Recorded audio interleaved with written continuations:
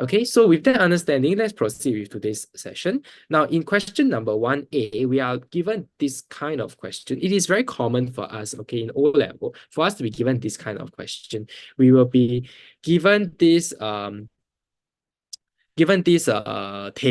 all right, given this table of different so-called substances to choose from, and we can fill them into this answers or the questions that they ask. So normally the question number 1 either have two possibility. Either it will be either a flowchart kind of question, okay, or it will be a choose, okay, choice kind of question. So choice, in this case, this is a choice question. They give you a few substances, and then you can put them in as the answers. Okay, so a flowchart kind of question is whereby, for example, I have this starting material, they tell you is A, and then it goes through maybe this reaction called neutralization to form, for example, NaCl. Okay, and then after that, it forms something else, etc. And then they ask you to find out what is A, what is C, what is D. Now, these are what we call neutralization. Sorry, these are what we call flowchart kind of questions. Okay, so you need to understand how does the Cambridge set the question, especially in the format of the questions for your paper 2 as well. Okay, now the first question, normally it will be either 4 to 5 mark question. There are some rare instances that is a 6 mark question. So you can see this is a 5 mark question. Okay, most of the time it's either 4 or 5 marks. Okay, quite simple one. Okay, now let's get started with this question. Now we are given a list of chlorides to answer the question. Okay, so now first thing to take note is that whenever we read question, we need to look at what the question requirement is. In this case, they tell us each chloride can be used once, more than once, or not at all. Now, students who did not see this statement over here, they will immediately write down something over here, then they cancel away. Then after that, they write down second one, then they cancel away. Then they realize there's one option that, I cannot find because all the 3 doesn't match what I'm trying to write, right? Because there's no more, because I can use it more than once. They didn't see this, okay? Then after that, there are some students who never see not at all, right? Not at all. Then they try and squeeze in something, and then that will lead them to wrong answer. So what is a skill that I'm trying to teach you over here is that when you read question, you must be very careful. You must be able to ensure that you have the keywords for the question. All right. Okay, so today we have a very small group, just T1 and Melissa over here. Okay, so if let's say you have any questions, T1 or Melissa, you can just type inside the chat. Okay, now, first part, we are looking at a chloride that contains a cation with a +2 charge. Okay, now the keyword for this question, they are asking cation with a +2 charge. Okay, now can anybody tell me, if I am given a +2 charge, what is the first thing I should link it to? Can anybody type inside the chat and let me know? What do you think is the first thing that comes across your mind when you see the word +2 charge? Now, your periodic table is very useful. You have group 1, group 2, group 3, 4, 5, 6, all the way to 13, 14, 15, 16, 17, 18. Okay? Now, remember this. Group 1 always form +1. Group 2 always form +2. 18 is noble gas, form 0. 17 is -1, -2, -3. Okay, so this is the key. You need to know +1, +2, group 1, group 2. Now, all the one in the center over here, okay, I can put here +3. But what I want you to know, okay, so why don't I put +3 over here? Because all these are transition elements. Okay, transition element have variable charges. So I don't want to discuss. Here is +3. Group 13 is +3. Okay, always follow the last number of the group when they are in the non-metal or the metal column. Okay. Now, okay, so you can see over here that +2, definitely the cation will definitely be from here. Okay, they give away 2 electrons. So you can see over here, which is the beryllium, magnesium, calcium, strontium, barium, radium. So these are all possible cations. So we go back to the list, and then you can see over here, the only one that I can use is calcium. Now, calcium, it forms a charge of Ca2+. Okay, the calcium cation.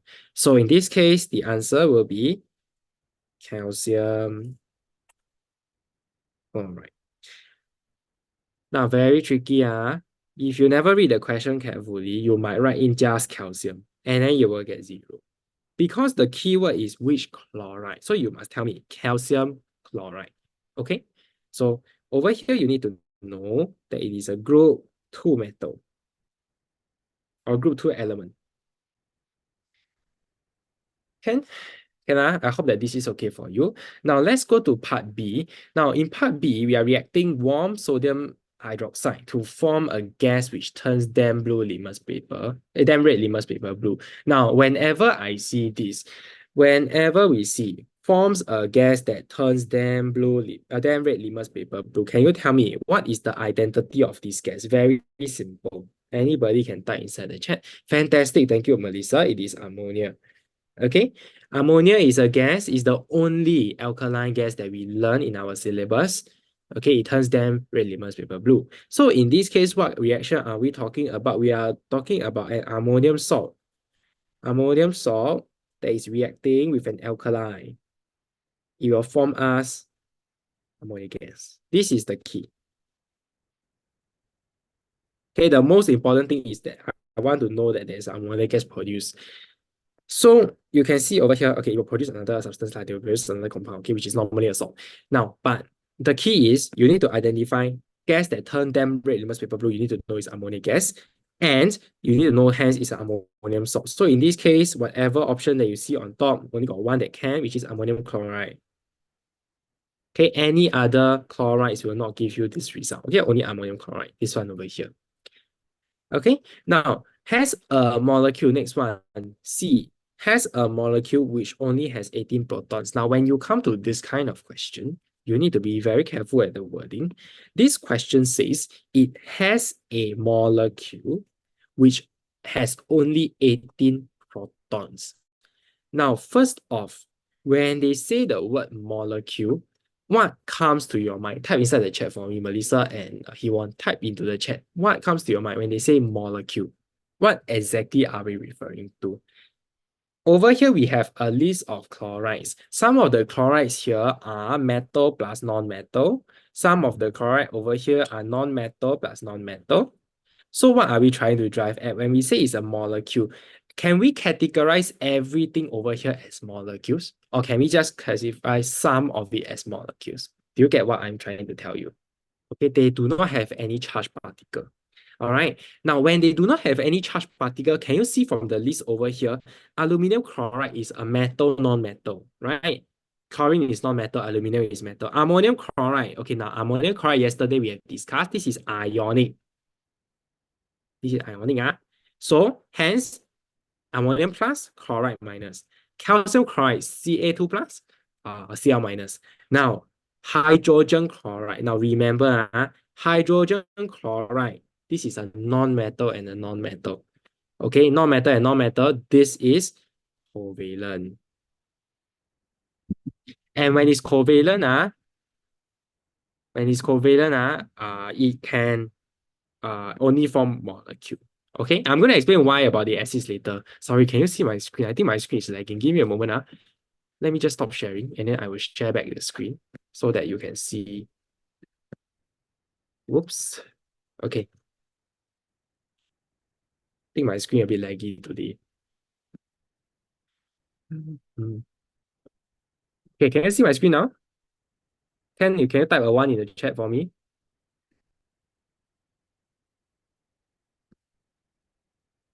Okay, thank you, everyone. Thank you, Melissa. Okay, good. So now I'm saying that hydrogen chloride is covalent. Okay, do you know because hydrogen is HCl, they form a covalent bond, sharing of electron.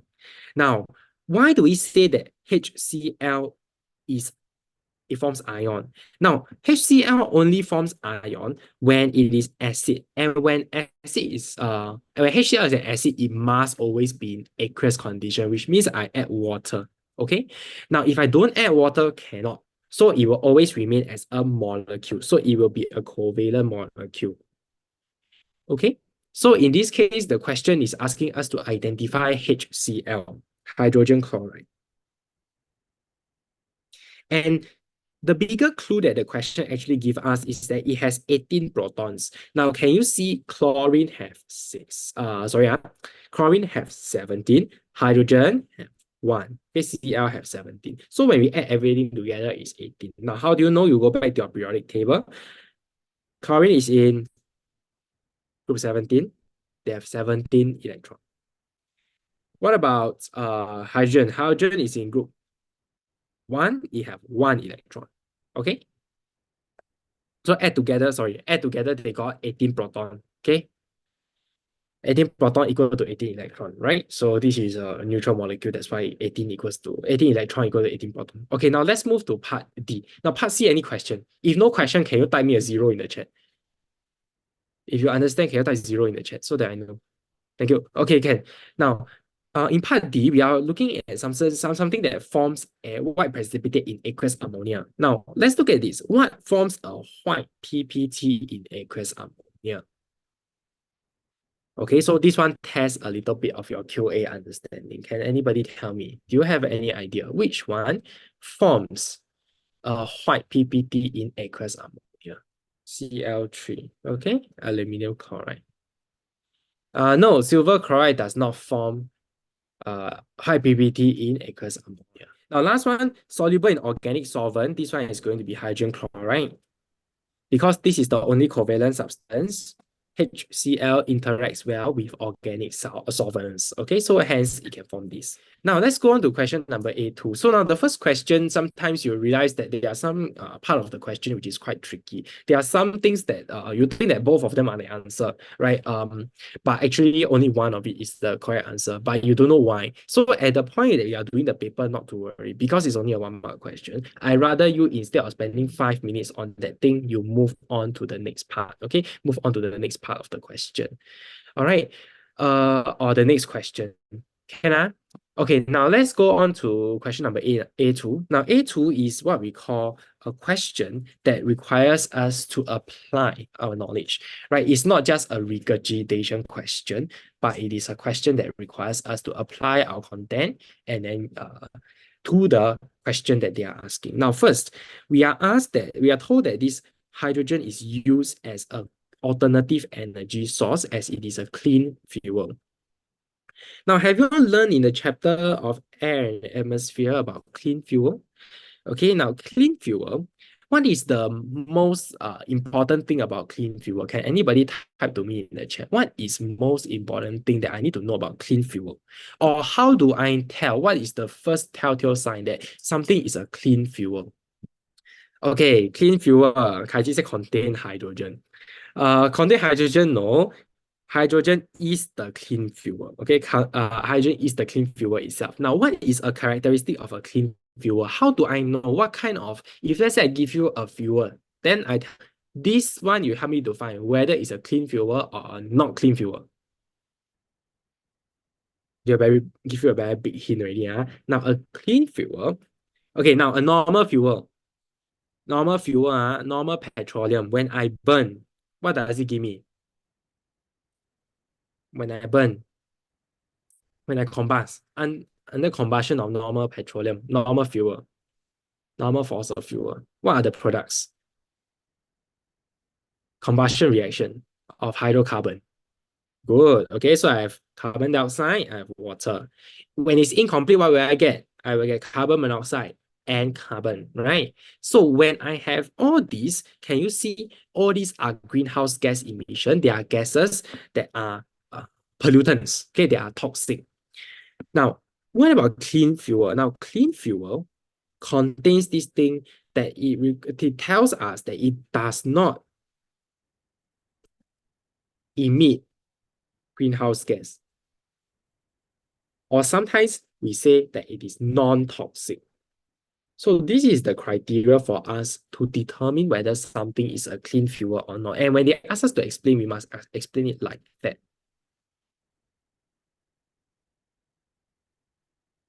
Can? Okay, now, next we have two equations and we look at part A.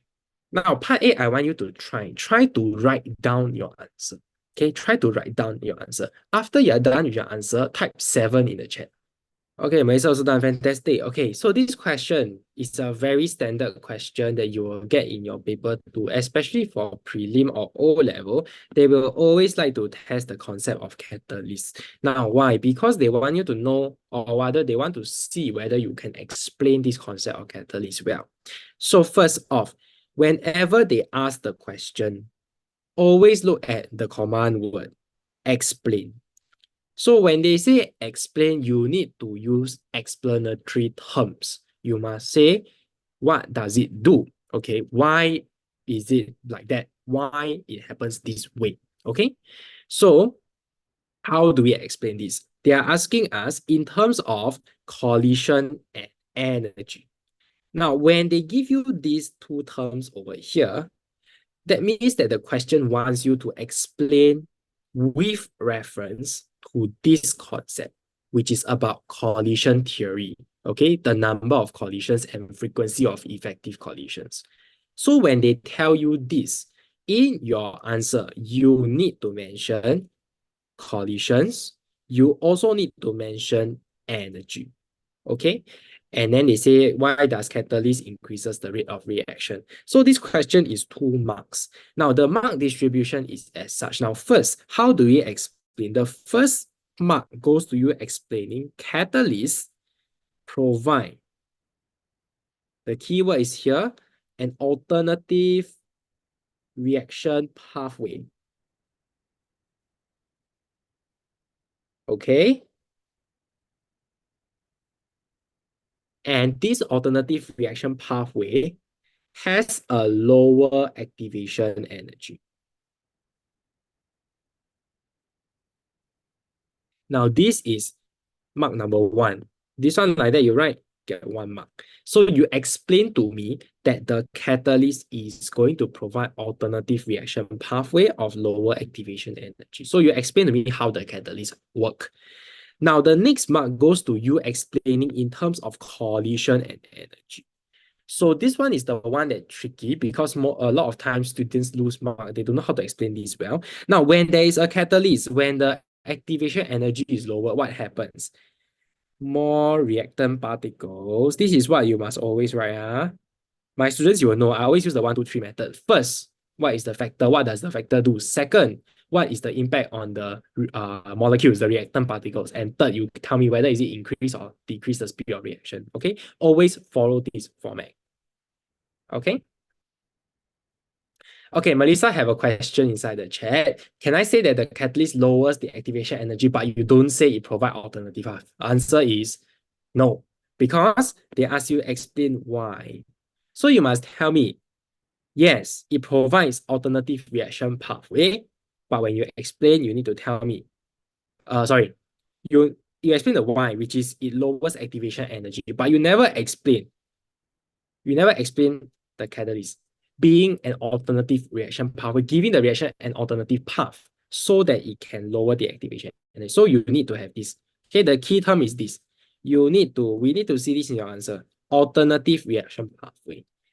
Okay, and this alternative reaction pathway have a lower activation energy. So this is the explain why, this is the explain how. So catalysts, how do they do it? They provide alternative reaction pathway. To do what? Lower the activation energy. Okay, so as I was saying, more reactant particles have energy. Okay, I don't like to use the word have. I like to use the word possess. Okay, energy greater or equal to the activation energy.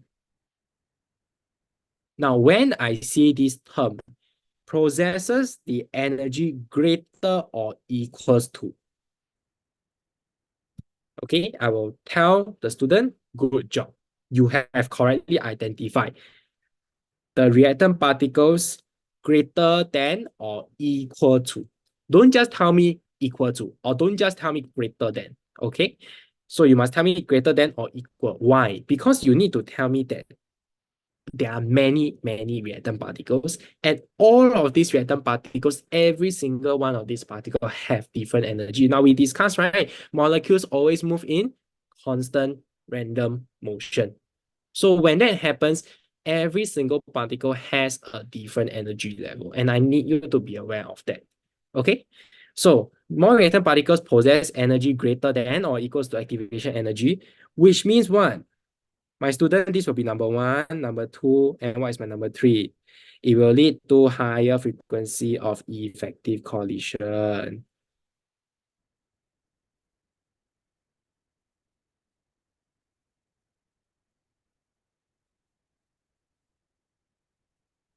Okay. Greater frequency of effective collision, which means what happens? It will increase the rate of reaction. Okay, so which is the part that you need to get for the marks? This one. These two.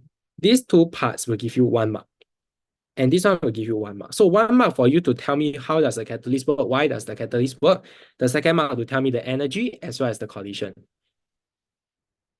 Okay, this question, the 2 marks are, so for my students, I think quite easy to get, right? Because you always follow 1, 2, 3 format. Okay, so every chapter I will confirm tell you, this is the 1, 2, 3 for the chapter. Electrolysis, I also tell you what is the 1, 2, 3. First step, always identify anode cathode, positive, negative terminal. Then second step, what are the ions present in solution? Then third step, you tell me preferential discharge, and then you write the equation for me. Okay, so for this one is for energy changes. Can Okay, I hope that you are okay with this. This one is quite a standard question. I hope that everyone is able to get these 2 marks in the exam.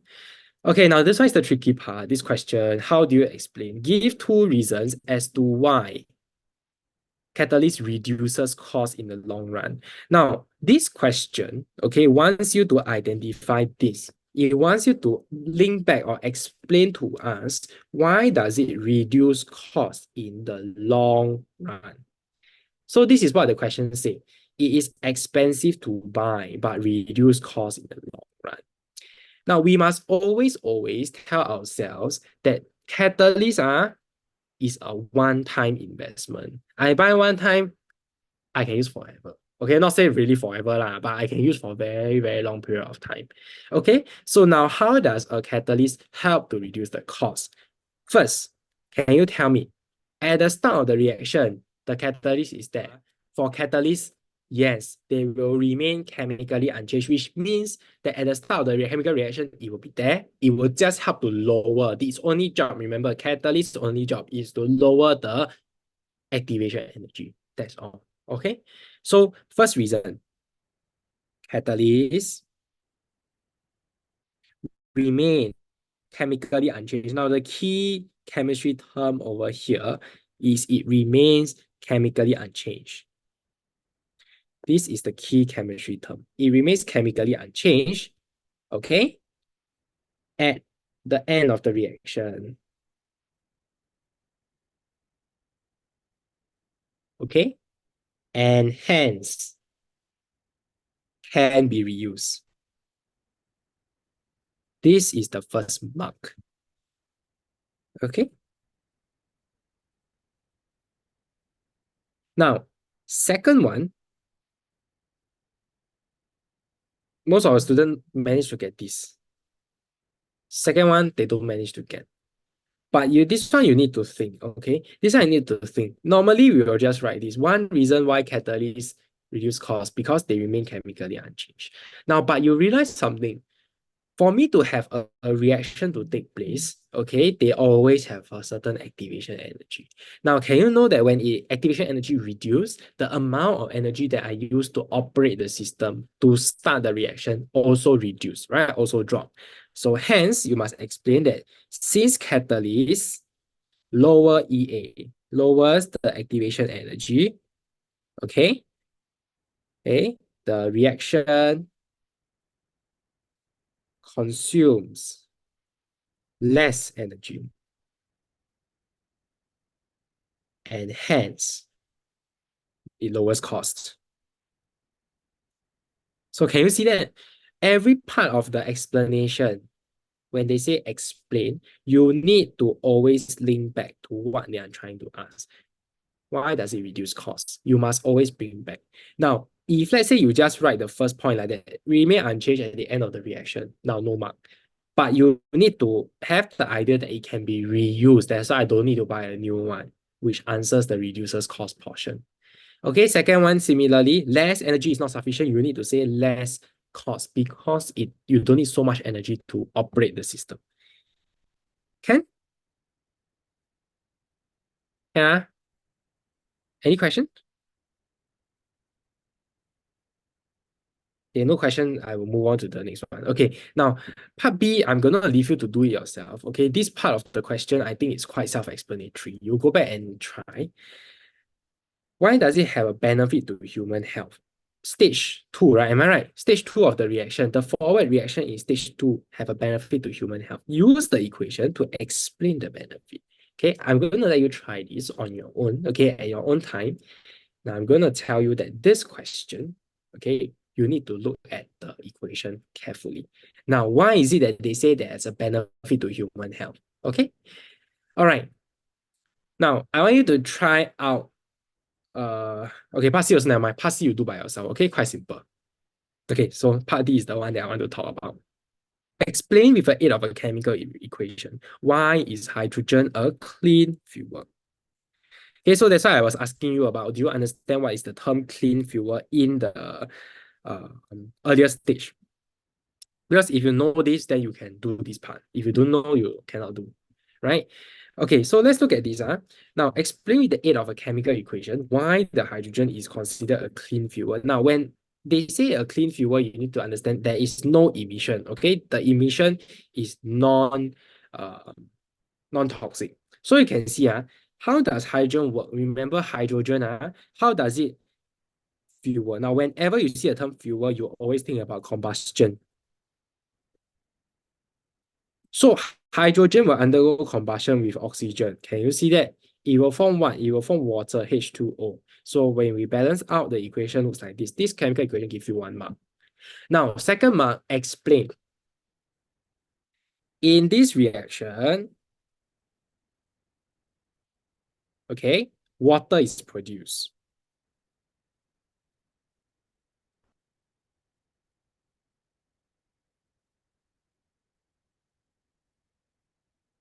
Okay, which does not pollute the environment. This is the key word. I need you to first understand that water is the only product. You need to tell the examiner it is the only product. And why is it that water being the only product is so important? Is because it does not produce, it does not pollute the environment. Okay, I hope that you can understand this part over here. Any question? If you got a question, can you type inside the chat?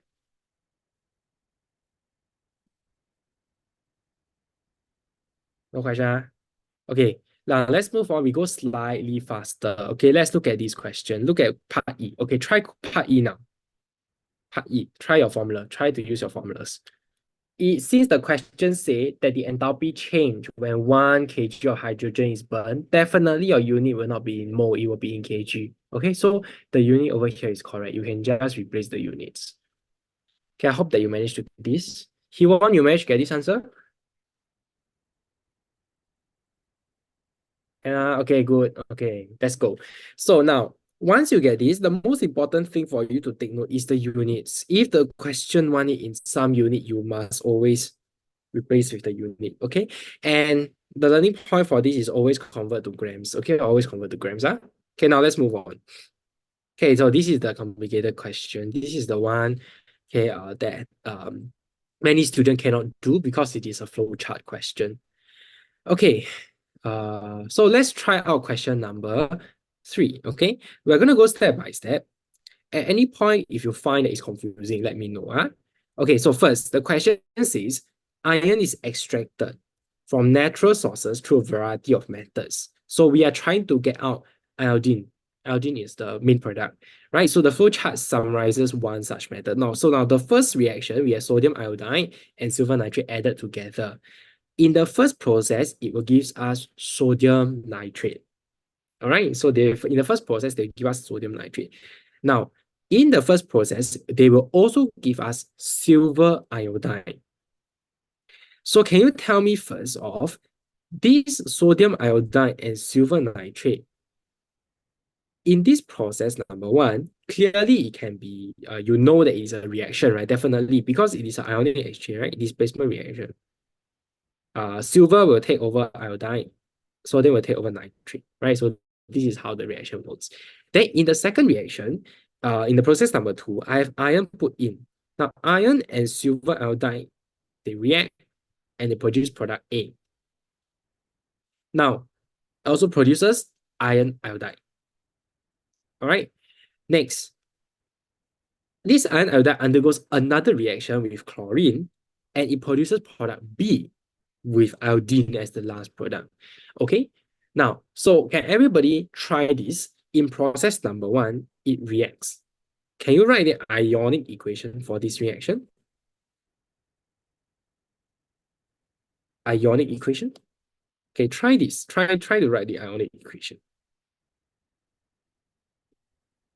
Look at the question carefully. What did they tell you? It tells you there is aqueous solution, aqueous solution.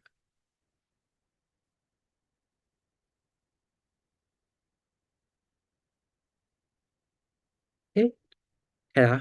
So the first reaction, the first process one normally, okay, it is just a reaction between sodium iodide and silver nitrate.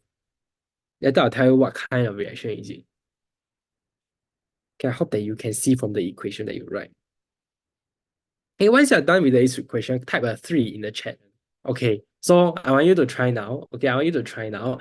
Now, first off, how do we start to write ionic equation? Now, if you really don't know how to write ionic equation, number one, write the chemical equation first.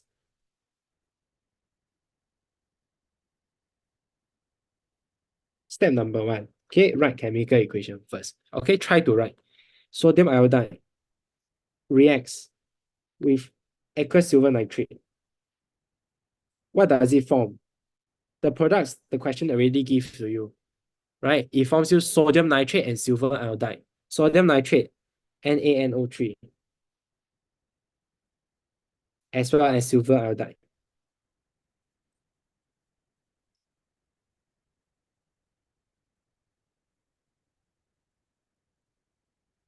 Managed to get this part. Yeah. Okay, I'm going to go through. So first step, you always write down your chemical equation. So you'll realize that this one, sodium nitrate, all nitrate are soluble. Whilst iodide, okay, they are halide, right? Halide, they are most of the time precipitate. Okay, so silver iodide is a precipitate. So once you have that, step number two. Whoops, step number two, expose the ions. What do I mean by expose the ions? That means instead of me writing NaI, I'm going to write what? I'm going to write Na plus I minus. That's how I do step by step. For you who don't know, if let's say you don't know how to do ionic equation at all, this is how you do. Na plus I minus. What next? Ag plus NO3 minus. Then it gives us what? It gives us Na plus aqueous NO3 minus. And the last one. Now, the last one, you must be very careful. You will have to write this as an entire compound, AgI. It will not be Ag plus and I minus because why? It is in solid state. Now, in solid state, I will not expose the ions. Why? Because they are not mobile. They are not moving. Okay, they are a solid compound already. Only all the things in aqueous. Okay, so I correct myself. Expose ions in solution. Okay. And number three, step number three, cancel spectator ions. Now, as the name spectator ions suggests, they are just sitting there watching the show, which means at the start of the reaction, they are there sitting around. At the end of the reaction, they are still there sitting around.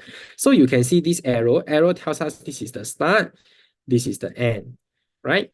So at the start of the reaction, what is present? Na plus is present. Is Na plus still sitting around at the end of the reaction? Answer is yes. Can you see over here? Na plus is over here. Next, I minus. I minus, is it still sitting around? No, it's not. It's already become something else. Ag plus, no, it's not. They have already found their partner. They make sodium, silver iodide. Okay. This one, NO3 minus, it is still sitting around. Okay, so when it's sitting around, what do we say? They are spectator ions. We cancel them out from the equation. We cancel them out from the equation.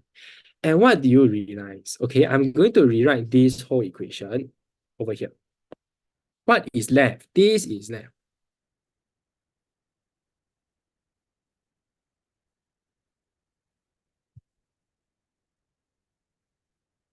Can you see that? Are you able to understand this? If you're able to understand, can you type 2 in the chat? If you're confused, type 1. Okay, you want okay, okay, these are good. Okay, 2 also. Fantastic. Okay, so you can see over here that ionic equation, you need to know how to write. Always follow the 3-step method. Okay, see every single concept I can break down into 3-step method. Every question 3-step method can solve. Okay, so now aqueous sodium iodide, they react with this. Now, what is most important is you notice that this is a 2-mark question. Now, 2-mark question, whenever ionic equation, 1 mark will always do the state symbol. The other mark will be to correct equation. Okay, so I need you to be able to have these two. First is you need to write down the state symbol, correct state symbol, and you also need to write down what is the correct equation. Okay, so this will be for question part A. Now let's look at B. B is the more interesting part. Now they want you to explain. Keyword for this part is explain the reactions that occur in each process. They want you to identify what is A and B in your answer. Okay, so I think we will go by the way that we explain the question. Is it easier for us to do the explain first, or is it able for us to do the identifying of the product first? I think identify the product is easier, right? Okay, let's look at process number 2. Okay, I'm going to isolate these. Okay, eventually the ionic equation you see first. I'm going to isolate these, and let's look at process number 2, right? Sorry, process number 2 actually is all the way here. Oops. Okay, like that. This is process number 2. So first, I have silver iodide inside. Now, silver iodide, I tell you it's a solid. Okay, iron is a solid as well. Okay, this one, the solid over here is a precipitate. Okay, this one is a precipitate over here. Okay. Now, in process number 2, what is going to happen? What is going to happen when process number 2 takes place? It is going to produce iron 2 iodide and product A. Now, can you see this iron come here and steal away the I minus? It produces iron 2 iodide. So what is going to be left here is going to be just silver only, because silver have nothing to grab, right? Silver has already let itself get the iron iodide stored away already. Iron come and steal the iodine, right? So product A is definitely going to be silver. Now, so this is for reaction number 2. Let's look at process number 3. Now, process number 3, we have iron 2 chloride and chlorine. We put in both of these. Now, when I put in both of these into the reaction, what is going to happen? Iodine is going to produce. So what happened now? Chlorine come in, chase away the iodine, right? So now we have what? Iron, 2 chloride. Iron 2 chloride, okay? So this will be the product B. So we managed to understand how does these two reactions give us the product. So now we have to explain the reactions that occur in each process. So in process number 2, what happens? Now, in process number 2, since iron is more reactive than silver, can you see over here? I show you the flow chart again. Iron is more reactive than silver. What it's going to do is that iron is going to steal the iodide. Steal the iodide. How does it do that? It comes here, it kicks out silver. Silver go away. And then iron will take the iodide.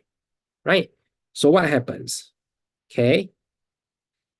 It displaces. The key word for this reaction is it is a displacement reaction.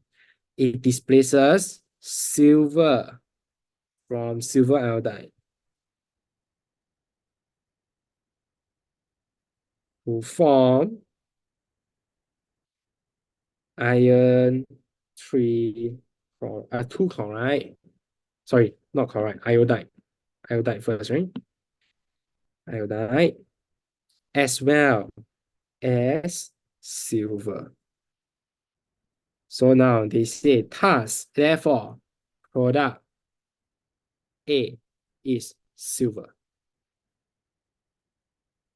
Okay, I hope you understand this. Now, what about 3? Reaction 3, how do we explain?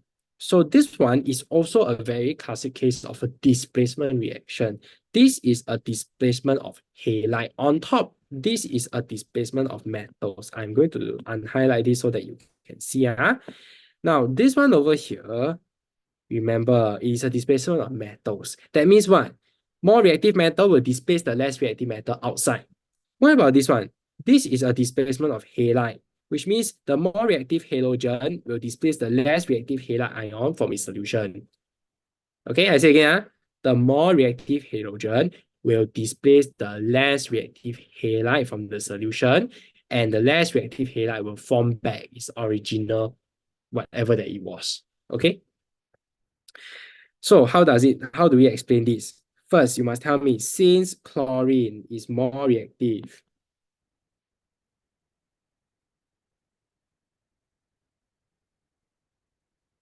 than iodine. Since chlorine is more reactive than iodine, what is going to do? Chlorine displaces iodine from iron 3 iodide, iron 2 iodide, sorry. Forming, what does it form? Forming iron 2 chloride and iodine. This is what was formed. And then how do you explain? Therefore, product B is iodine. Is it iodine? No, product B is iron 2 iodide. Correct. Sorry. All right. Okay, so basically we are just trying to put whatever that we discuss into words. So we explain that chlorine displaces iodine from the iron 2 iodide. And then it forms the two product, and hence product B is iron 2 chloride. Okay, iron 2. So follow throughout. If the question says iron 2, you just use iron 2 because there's no oxidation to iron 3. Okay, so you just use Fe2 plus. All right. Always follow the question unless they say that there is going to be an oxidation reaction that takes place. All right. Okay. So for part C is quite standard. So state a method to obtain a pure sample of solid iodine. Okay. This one is a very standard method. If let's say that the solid is found to be impure, what am I gonna do? I'm gonna put it on an evaporating dish. This is my pure solid iodine, impure. Okay, I use a filter funnel, put on top, and then heat vigorously. Heat vigorously. What is going to happen? The iodine is going to sublime. Okay, so the process is known as sublimation. So iodine is going to sublime, and the impurities is going to be left inside the evaporating dish. Okay, so this is sublimation. Okay, any question? Can I hope that you are able to understand so far until this point. Okay, now let's move on to the next question. Okay, so this is for question A3. Now, okay, yes, this is an interesting question. Okay, let's look at this question. Now, this question is whatever students hate the most. We are always talking about electrolysis. Now, in electrolysis, questions can be asked in a variety of manner. You can see that SEAB and MOE, they are getting very creative at the way that they ask questions. And that means that as students, we need to be very attentive and we need to be very careful in the way that we approach the question as well. So let's look at this question together. We are looking at a stack of alternating copper and zinc discs. We have a moistened cloth that is soaked in an aqueous electrolyte placed on top of it, each copper disc. 4.1 shows a voltaic pulse. The electrolyte is made of copper 2 plus ion and zinc 2 plus ion. Okay, now can you see over here? It looks very, very weird. You can see that looks like it's a very interesting setup, right? That we have never seen this kind of setup before, right? So what he's trying to say is that they are trying to use this setup, okay, to do what? It is going to generate a current, the electric current. So how do they do that? They use an alternating discs to do that, right? So they put a voltmeter here, it should be able to record a voltage. Okay, it should be able to record electricity flowing through. Okay, now, so can you tell me this one over here, when we have zinc and copper discs, likelihood is between the each of the disc is the electrolyte. So you can tell that the zinc and the copper, they are the electrodes. And when there is no battery, it is only a voltmeter. Can you tell me what concept in chemistry that we learn links to this? Type inside the chat.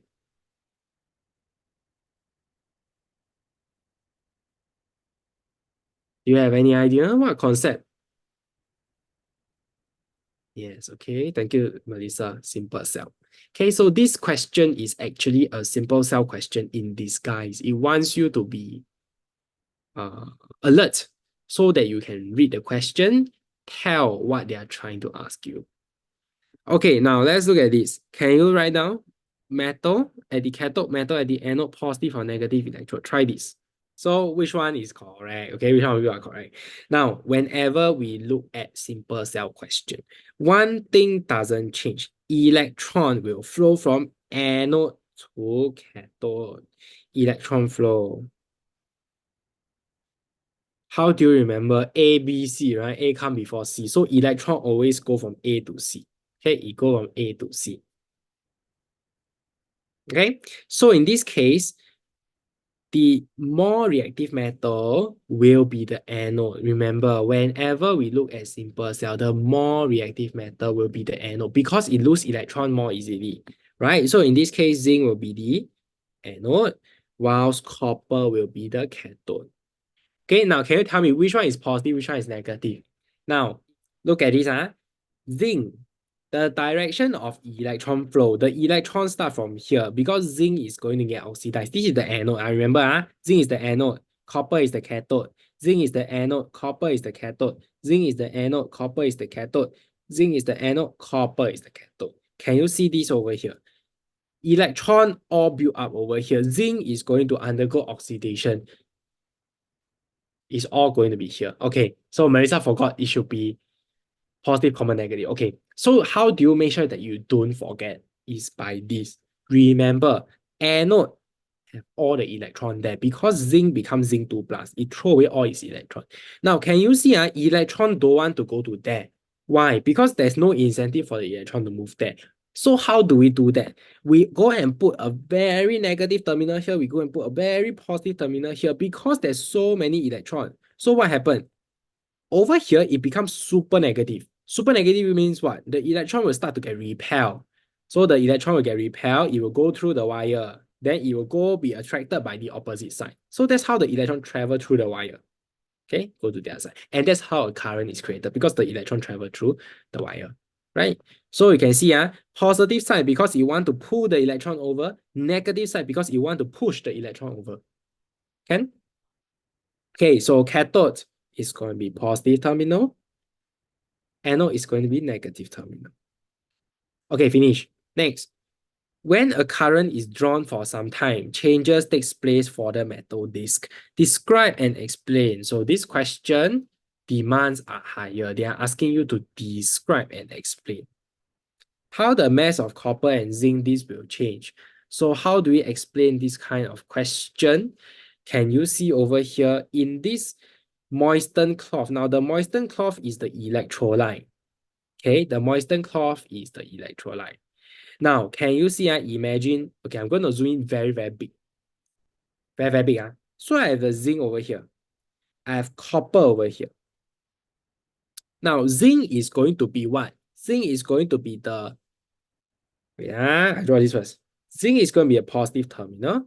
Copper is going to be the, copper is going to be positive terminal. Zinc is going to be negative terminal, right? So in this case, the zinc undergoes oxidation to form zinc 2 plus. Now, zinc 2 plus is aqueous, which means it will go inside here, inside the pool of electrolyte, zinc 2 plus. Whilst, what happened? Inside here also got Cu2 plus, right? So on this side, reduction take place. At the cathode, reduction take place, remember? So what is going to go there? The Cu2 plus and the zinc is going to go to this copper electrode because they want to do reduction, right? So at this point, if you want to do reduction, copper versus zinc, which one will win? Copper confirm will win. Why? Why? Because copper is less reactive. It will be preferentially discharged. So copper 2 plus is going to come and form copper metal as well. So can you see the metal over here, it becomes an ion in the solution, and then the copper 2 plus ion becomes a metal solid that is on the electrode itself, right? So how do we explain our observation? So how the mass of the copper and the zinc will change. So how is it going to change? It's going to go like this, right? So number one, you will tell me that the size of copper disc will increase whilst the size of zinc disc will decrease. Okay, so this is the first description you need to use. Now, when you have this already answers the describe part already. What about the explain part? How do we explain? The explain goes like this. Zinc, okay, as the anode undergoes oxidation to form Zinc2 plus ion. Okay. Zinc, okay. One thing I forgot to put in this over here. Let me just add this in. Is more reactive than copper. Hence, is the anode. Okay, so write in that zinc is more reactive than copper, hence is the anode. It undergoes oxidation to form Zinc2 plus ions. Okay. And then you tell me at the copper cathode, explain to me at the copper cathode what is going to happen. At the copper cathode, the copper cathode, remember we look at the picture already. At the copper cathode, what happened? The copper 2 plus go there and then it get reduced, right? Copper 2 plus go there and get reduced. Okay, so let's write this down. At the copper cathode, Cu2 plus ions, okay, reduce to form copper solid. Okay, with these 3 points, you can get the full 3 marks. Okay. Now for students who want to be even more clear, in the third point, you can say copper 2 plus ions is preferentially discharged or preferentially reduced, okay, to form copper solid. Okay. But just by explaining these 3, I think it is sufficient for you to get the 3 marks. Okay, any question? If you got a question, can you type your question into the chat? Okay, unmute and ask also can if you're not shy. So, okay.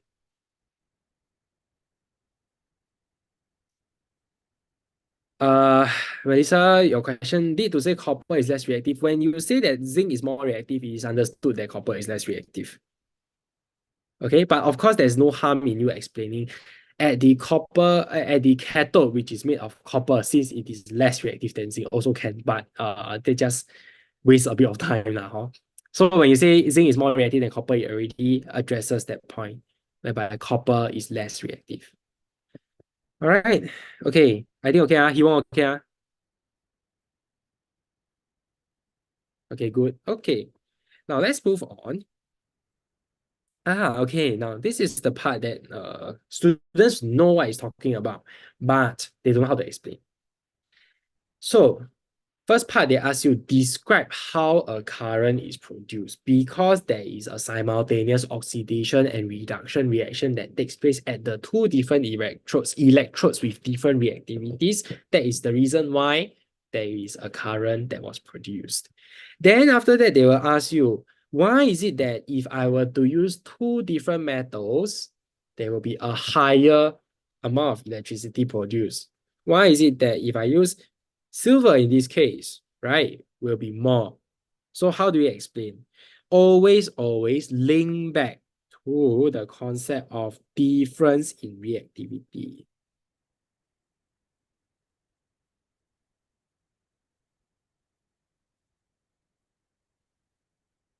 This is the most important concept if we are talking about the difference in voltage.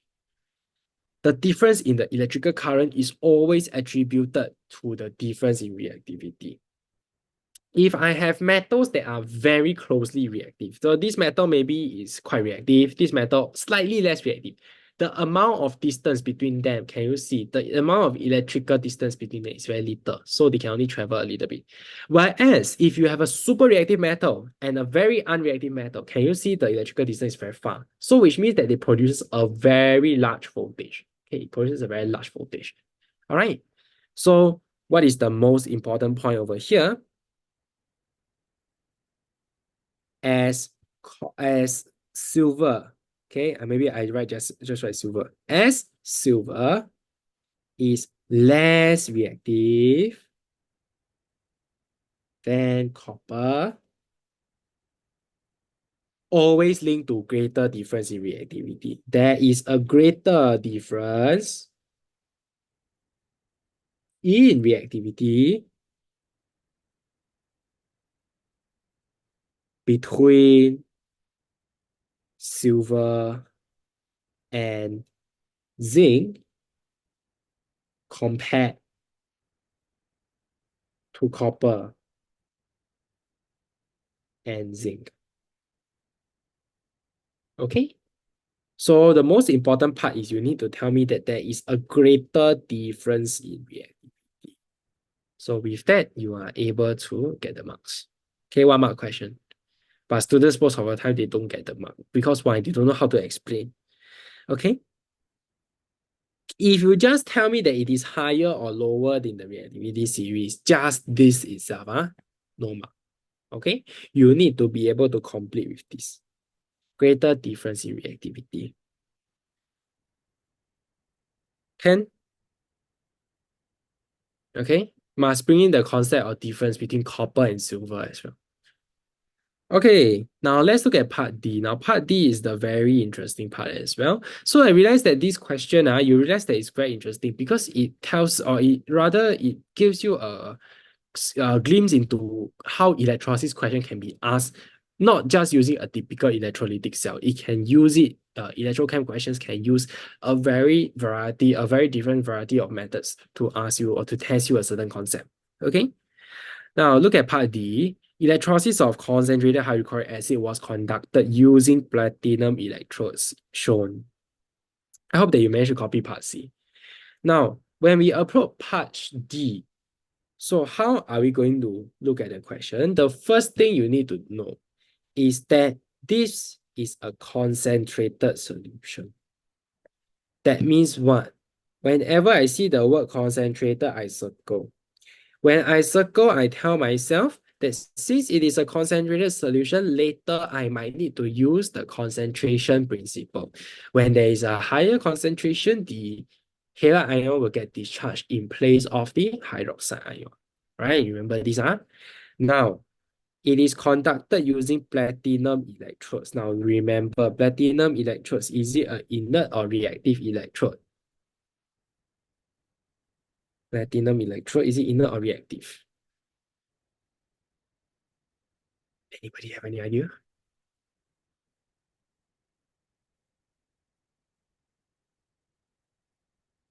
Fantastic. Okay, thank you, Melissa. Yes, it is an inert electrode. Okay, so there are only 2 types of inert electrode. We learn graphite electrode, which is carbon, and platinum. So what are reactive electrodes? Copper, silver, okay, all your metals.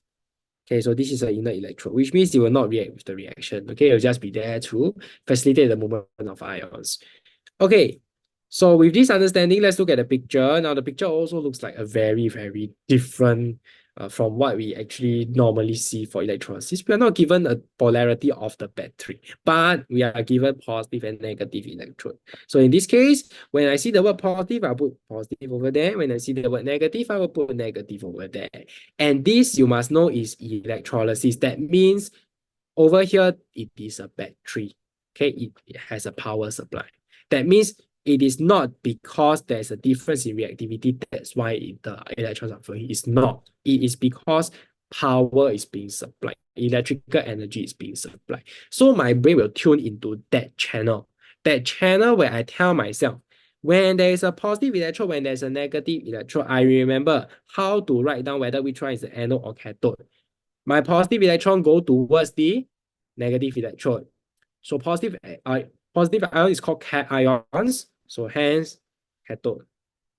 The other one, of course, because negative ion go there, is a anion anode.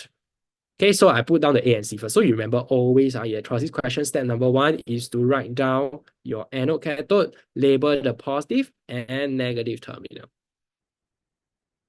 Once that's done, step number 2, what are the ions present in the solution? Concentrated hydrochloric acid. So number 1, I got H plus. Number 2, I got Cl minus. Does this contain water? Yes, it contains, but very small amount because it's concentrated. So it's H plus and OH minus. Okay, so this H plus actually I don't need to write because it's already say there. Okay, so these are the 3 ions that are present in the solution, 3 types of ions. Okay, so remember, step number 2 done. What are the ions present? Step number 3, which ion go where? Cl minus go towards the anode, H plus go to the cathode. So over here at the cathode, okay, we set the cathode first. Cathode only got 1. H plus will become what? Very simple. H plus become hydrogen gas. Now, what about on the anode? I have Cl minus OH minus. Which one do you think will discharge? Which one will be preferentially discharged? Type in the chat for me. Yeah, Melissa said Cl minus. He want any idea? He want, do you think it's Cl minus or OH minus?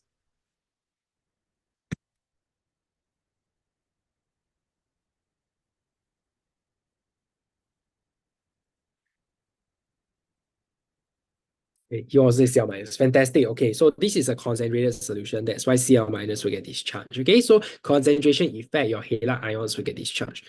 Okay, so give the half equation and the reaction at each electrode. Okay, try to write these two. Okay, fantastic. Okay, so you check our equation, make sure it's correct. Positive electrode is Cl minus, give you chlorine gas. Negative electrode is H plus, give you hydrogen gas. Okay, check that it's correct. Now, what is missing?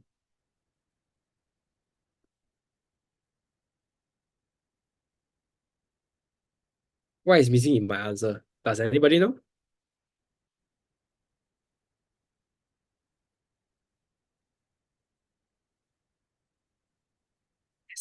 Yes. Fantastic. Okay, stay simple. So 2 mark question, 1 mark for correct equation, 1 mark for stay simple. Okay, so chlorine is a gas, hydrogen is a gas, H plus is aqueous. Okay, so please remember, write in stay simple. Okay, for all your equations. When it's an ionic equation, now automatically ionic equation must come with state simple. Tell yourself this, whenever I writing something with the presence of ion, when I see plus or minus in the equation, immediately the first thing that comes to my mind is I need to write in the state symbol. Okay? Okay, next. Using your answer, explain if the expected volume of gases collected at the gas streams will be the same or different. Yes, it will be the same. Why? Because in the overall equation, okay, mole ratio of Cl2 gas to H2 gas is 1:1. Okay, that's why it's the same.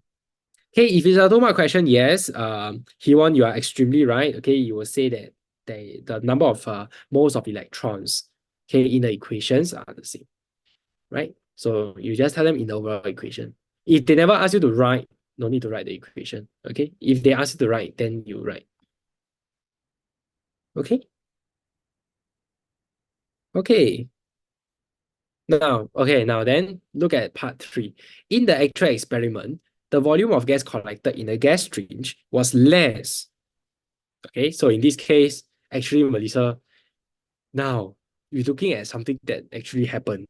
Why is it that volume of gas at X was less than that of Y? I hope you managed to get okay. So this one in actual experiment, volume of gas collected was less. Why? Why is it less? Because you see, at X, chlorine gas is produced. At Y, hydrogen gas is produced. Now we know that hydrogen is totally insoluble.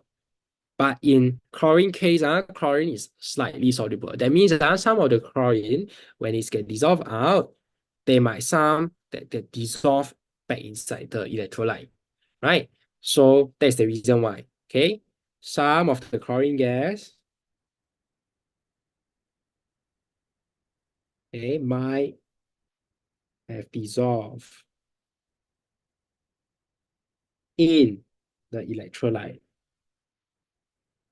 Hence, less gas was collected. Okay, so that is the reason why. So chlorine gas is slightly soluble in water, it turns out. Okay, so in the exam, if you don't know, if you think, okay, chlorine gas is insoluble, or is it insoluble, is it soluble? If the question say the volume of gas is slightly less, then you know that the gas has dissolved, right? So you just write. Okay, some chlorine gas might have dissolved. Okay, now this part 4, I will leave you to try, okay? I will leave you to try this part, okay, about the fact that they replace the electrode. Okay, I'm gonna let you try these at home and then you try to see whether you manage to get the answer. All right, so if you are here, students who are inside this Zoom today, if you want, you can text me your answer and then I can go through with you. Okay, I can send you the answer for this part 4. Okay, so now let's move to the next question. Okay, now this question is for malachite. Now, this question is a very interesting question. Okay, I want you to go back, if you have the time, go and take a look at this question because it helps you to test, or rather it tests you a lot on the acid-base reactions, okay, acid reactions. And then it needs you to calculate some values. Okay, so but that one I don't want to do now because it's a lot of counting, right? A lot of counting. I think you can do yourself. And most of the mistake will be because you carelessly count, never count correct. Okay, with that, let's look at question number 6. Okay, now look at this. I want you to be able to look at this because why I cover question number 5 no use because question number 5 is just all counting. Okay, if you press calculator wrong, I cannot help you, right?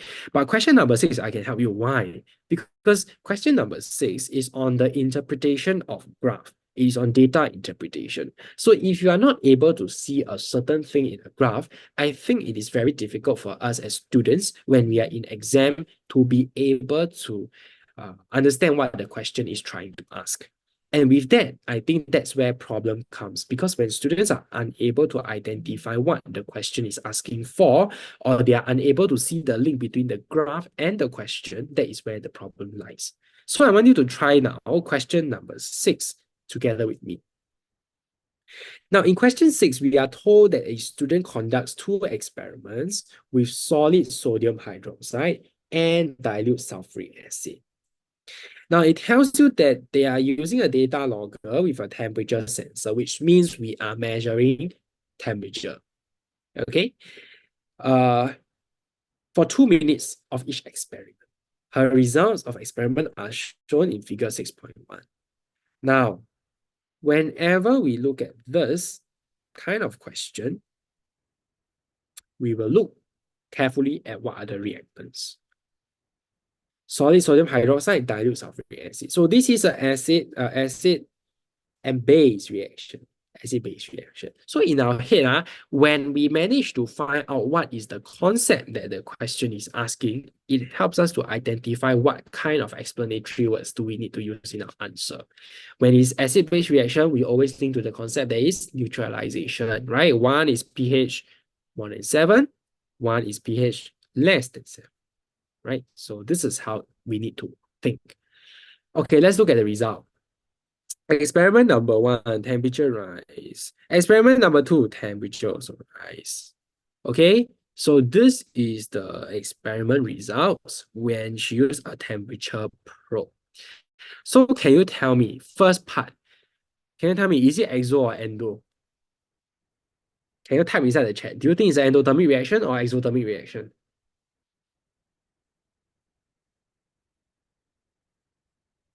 And he wants to say exothermic. Melissa also say exothermic. Fantastic. Okay. So it's an exothermic reaction.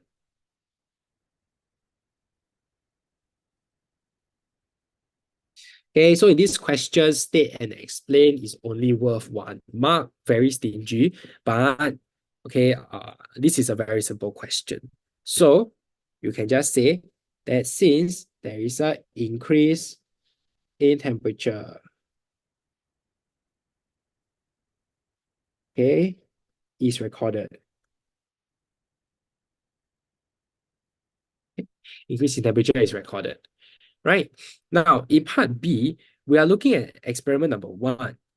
They added 4.0 grams of solid sodium hydroxide to 100 cm cube of 1 molar dilute sulfuric acid. Now, write a chemical equation for this reaction. Okay, write this equation very quickly. This question, chemical equation, do need state symbol. 1 mark question. No need state symbol. So no need state symbol. Now, next question, determine limiting reactant in this experiment. Now, limiting reactant is a concept that students always are unable to understand. Okay, it might be because of your foundation in mole concept. If your mole concept foundation is very weak, or if let's say that you did not manage to understand the concept of mole stoichiometry, which means the mole ratio, then you will have issue in understanding or deducing using the formulas to do limiting reactant question. Okay, so now how do you know what is the limiting reactant experiment, or how do you identify questions that are testing your concept of limiting reactant? So let's write down over here. Now I'll give you a hint. If the question, oh sorry, for question that testing the concept of limiting reactant, they will often tell you this. Number one, there is two known concentration and volume. That means I give you two different substances, A and B. They will give you the concentration and volume. Okay, both concentration and volume. Now, what does it mean? It means that with this concentration of volume, you can find out what is the number of moles. Okay? Moles. So if they give you two of these, then you use that to calculate. So I repeat, there's two. Okay, two known concentration and volume. Now, what is the other scenario that they test limiting reactant? If the question say excess, something is added, excess X is added. Or if the question asks which reactant is in excess, now you know that this kind of question, they will tell you that they are testing the concept of limiting reactant. Okay? Yeah. Okay, so when you are able to identify these two things, you can tell yourself that when you sit for exam, we can identify when I need to use the concept of limiting reactants. Okay? All right, now determine limiting reactant in this experiment.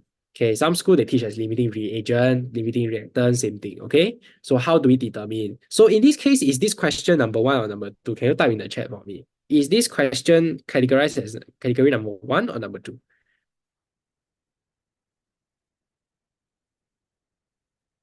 I know the question just said determine limiting reactant. Yes, you are right, Melissa. It's number one. Okay, because we have two known concentration and volume. Can you see over here? First known concentration and volume give us number of moles, right? 100 cm cube, 1 mole per dm cube. The second one, although they didn't tell you concentration and volume, you can find number of moles, right? 4.0 solid. That means what? That means I can find number of moles. Okay, so hence, number of moles of NaOH. How do we use? This one will be using mass over molar mass. Okay, or MR lah, huh? Okay, so it is 4.0 divided by, okay, sodium plus oxygen plus hydrogen. Okay, will equals to 0.1 moles. Now, then the next, number of moles of H2SO4. Okay, now I write number of moles as such. I don't know whether your school will accept this. Okay, some school accept, some school don't. Okay, if let's say our school don't accept, you just write number of moles. Okay, please. Okay, some school they prefer the student to use the shortcut. Okay, but this symbol represent number of moles. Okay, the number of moles. But if your school don't allow, you just write number of moles. Can write properly. Okay. The number of moles of H2SO4 very simple. This one is just take the concentration multiplied by the volume. Okay, 0.1. Now, if you have this in mind, then we can look at the equation. Here I got 0.1 of NaOH and 0.1 of H2SO4. But the equation is as such, 2 NaOH react with 1 SO4 to produce this. Then can you tell me, Hewan and Melissa, which one is the limiting reactant?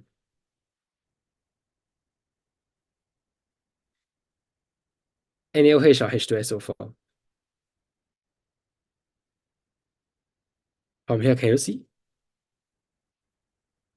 So whenever you find out what is the number of moles, you need to write a statement. But before you write that statement, I think you can already see which one is the limiting reactant.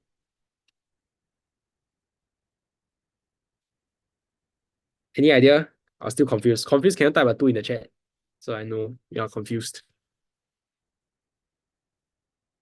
If not, then you type in.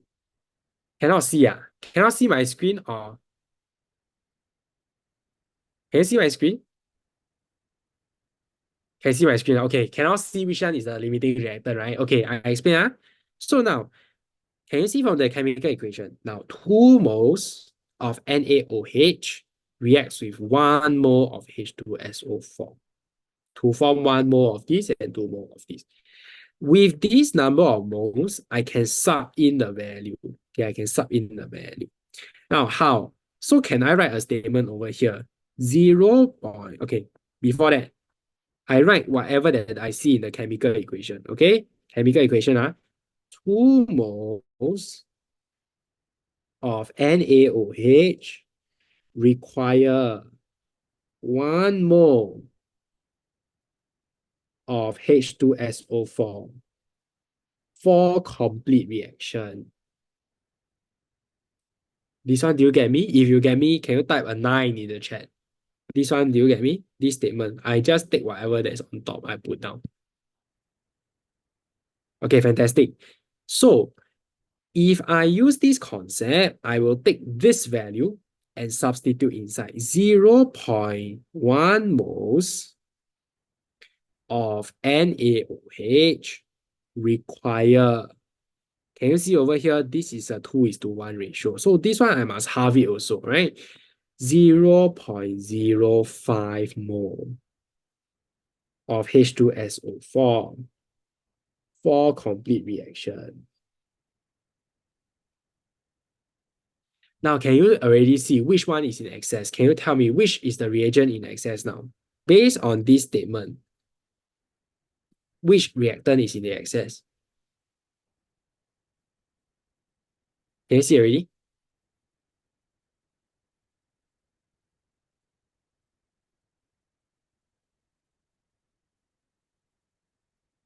NaOH in excess. Okay, I try the other way around. Okay, I write this thing the other way around. Yeah, I try to write this the other way around so that you can see.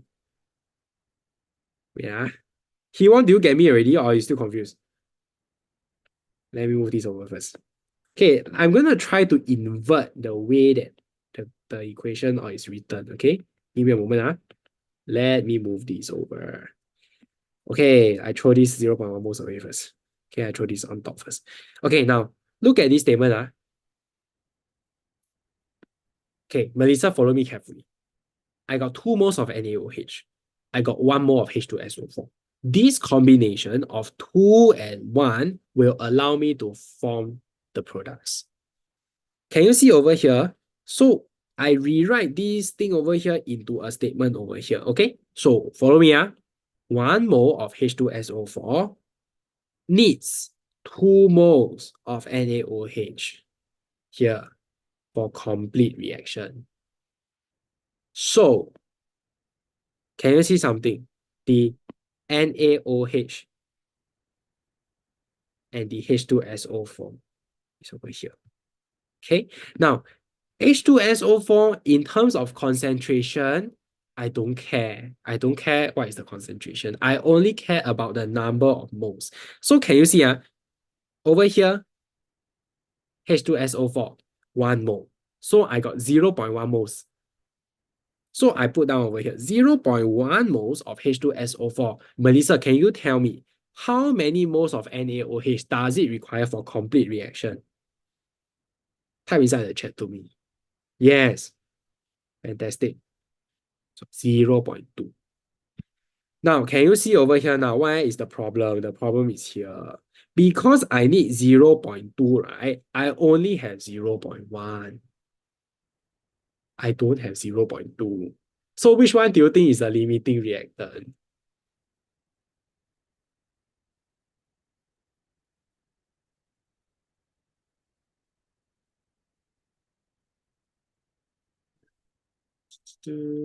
Requires 0.2 of NaOH for a complete reaction. So I got 0.1 moles of H2SO4. I need 0.2 moles of NaOH for complete reaction. So which one is limiting?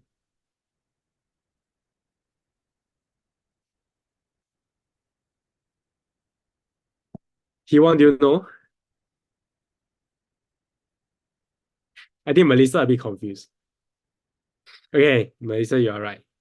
He-won, do you manage to get H2SO4? H2SO4, no, sorry. Wrong. Wait, I explain. So now, look at this. I got 1 mole of H2SO4, right? For me to have a complete reaction, I need 0.2 of NaOH. But I only have 0.1. Can you see? NaOH is the limiting reactant. Because H2SO4 0.1 I have, right? But NaOH 0.2 I don't have. So can you see? NaOH limits the outcome, right? Because I only have 0.1, I can only have 0.05 H2SO4. Okay, do you see that? Melissa, was it the original answer that you give? You tell me that NaOH. Or do you manage to get this answer after I explain? He-won, do you understand? He-won very quiet. A bit confused. Okay. He-won okay? Okay, He-won, I think okay. Okay, so Melissa, you are right. NaOH is the limiting reactant because I need 2 NaOH to react with 1 H2SO4. Can you see that if I have 0.1, I need 0.05? So in this case, because I only need 0.05, you give me 0.1, which means that H2SO4, I am in excess. H2SO4 got too much. So hence, therefore, NaOH is limiting. And Melissa, can you understand?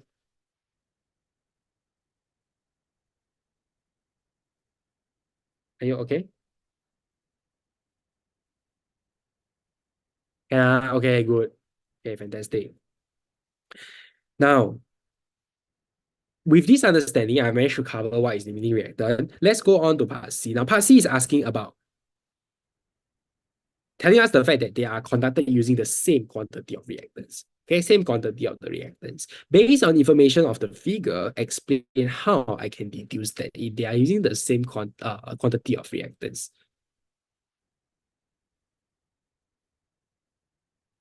Can you see something in common?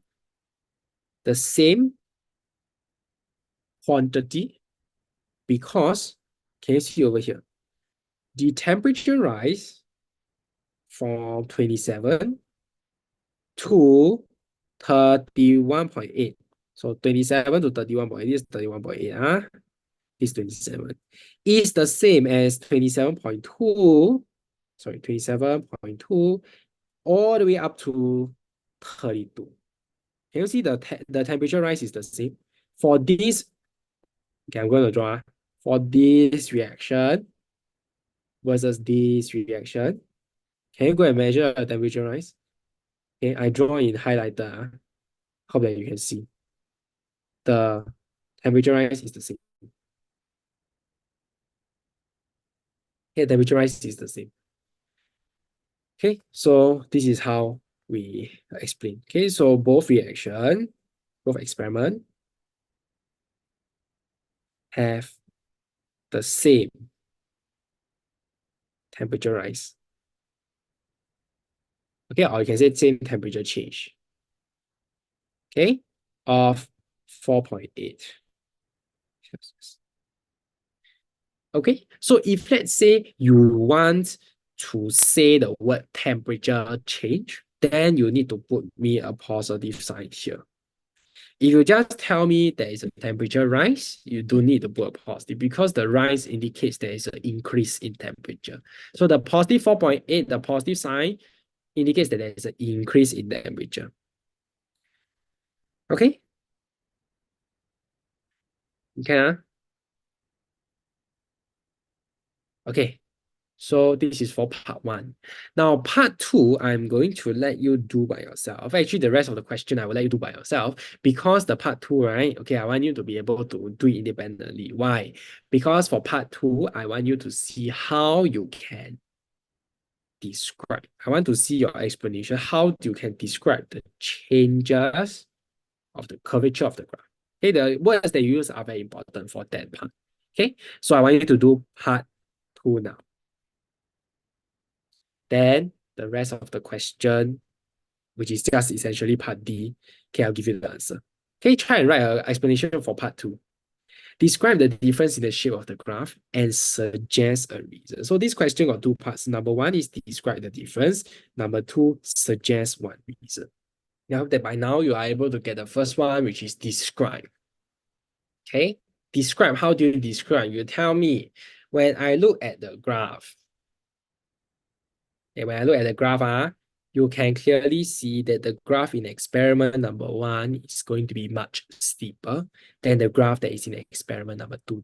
The experiment number two one is very much gentler. So with this understanding, how do we suggest or how do we account for the difference in the steepness or the gradient of the graph? Anybody have any idea? Type inside the chat if you have any idea. Why do you think there is a difference?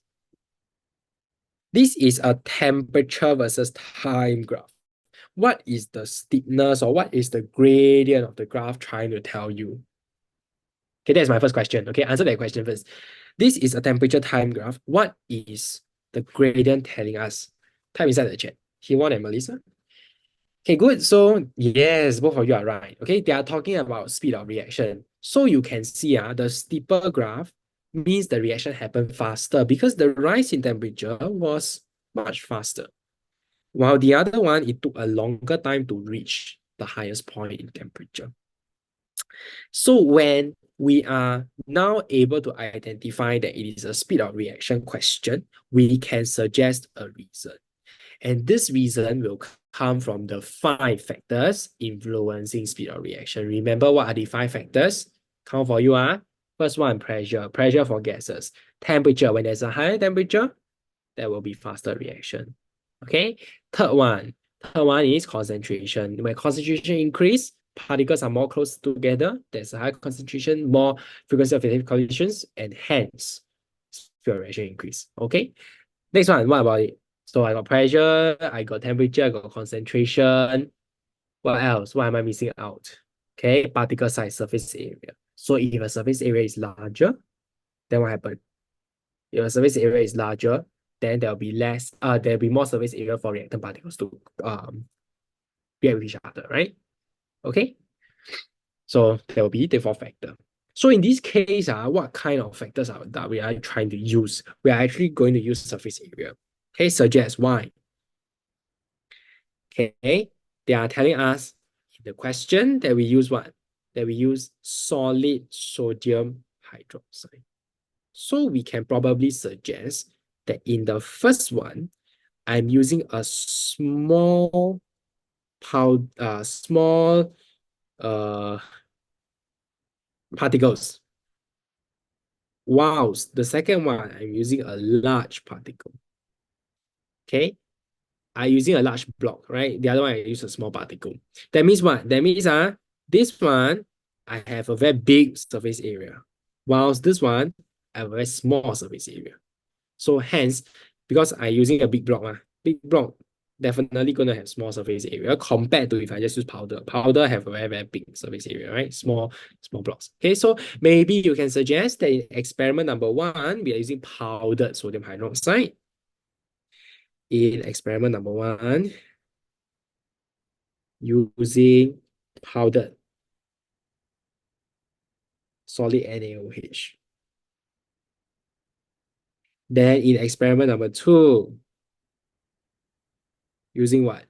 Using larger solids, right? Larger solids. So maybe we can say that in the second one, we're using solid chips, okay? Solid NaOH chips. Okay, that has a larger, okay, any word that implies that it has a larger surface area. Okay?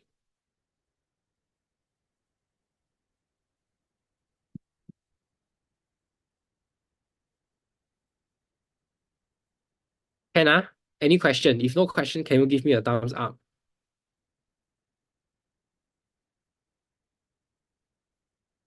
Yeah, thank you. You won. I saw your thumbs up already.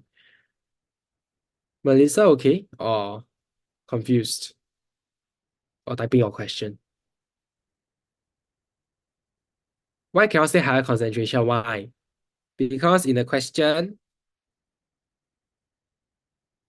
oh, yes, you can say higher concentration. You are right. Okay, sorry. I thought I read this 100 cm cube of 1 mole per dm cube of sulfuric acid, right? So this was experiment number 1. So they are saying in experiment number 2, okay, we are using concentration of sulfuric acid that is going to be lower. Can you see that? Because in experiment number 1, we are using 100 cm cube of 1 mole per dm cube. Then in experiment number 2, in experiment number 2, we are having a slower reaction. So if the reaction is lower for experiment number 2, the concentration must be lower. Okay, so this one is one possibility. This one using solid particle size. The other possibility, thank you, Melissa, is you can use concentration to explain. Okay, concentration of H2SO4 in experiment 2 was what? Decrease. Yeah, that's a possible suggestion as well. Okay. Yeah. Okay, good. All right. I hope that you managed to understand this. Okay, so the next part, the last part is on this one. They repeat with dilute sulfuric acid. Dilute ethanoic acid instead of dilute sulfuric acid. Now, dilute sulfuric acid is a strong acid, which means it fully dissociates. When it fully dissociates, which means everything is in ionic form, very fast reaction. Dilute ethanoic acid is a weak acid. Weak acid means what? Weak acid means some is still in molecule, some is still in acid, right? So hence, it takes a very long time to react. So hence, you look at the graph, the top is at 50. The other one is 90. Maybe you can just, 110. Okay, any values that is greater than 50 seconds, we will accept. Okay, so anything that you indicate that is going to be slower than using 100 cm cube or 1 mole per dm cube, you can accept it. Okay, so you just write this down, go back and try the question if you want to try again. Okay, so I hope that this part have managed to answer some of your questions regarding the chapters on speed of reaction. So you realize this paper is actually quite heavy on electrolysis, speed of reaction, energetics. Okay, the next session that we are going to hold on Saturday at 7 p.m. as well. Okay, it will be on the paper 2, section B of this paper.